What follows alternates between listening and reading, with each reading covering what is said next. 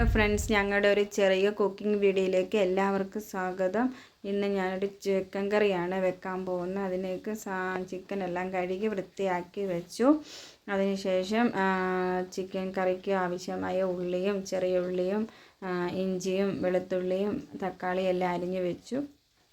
എന്നിട്ട് ഒരു പാൻ അടുപ്പത്ത് വെച്ച് ചൂടാക്കി എണ്ണ ഒഴിച്ചു. അതിലേക്ക് കടുകിട്ട് കടുക് പൊട്ടിയതിന് ശേഷം ഈ അരിഞ്ഞു വെച്ചിരിക്കുന്ന സവോളയും ചെറിയ ഉള്ളിയും ഇട്ട് വഴറ്റി അതൊന്ന് വഴറ്റി കഴിയുമ്പോഴത്തേക്ക് വെളുത്തുള്ളിയും ഇഞ്ചിയും കൂടി ഇട്ട് വഴറ്റി നല്ലതുപോലെ അതൊന്ന് വഴരാൻ വേണ്ടി ശകലം ഉപ്പിട്ട് അത് നല്ലതുപോലെ ഒന്ന്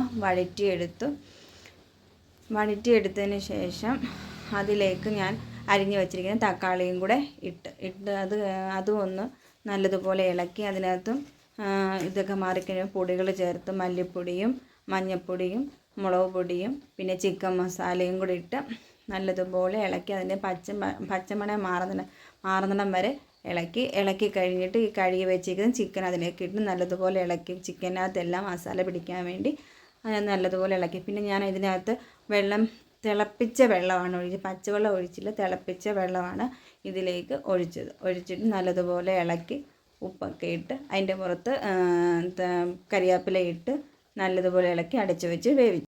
തിളച്ച് വന്നപ്പോഴത്തേക്ക് അടിപൊളിയായൊരു ചിക്കൻ കറി. നിങ്ങൾക്ക് ഈ വീഡിയോ ഇഷ്ടപ്പെട്ടെങ്കിൽ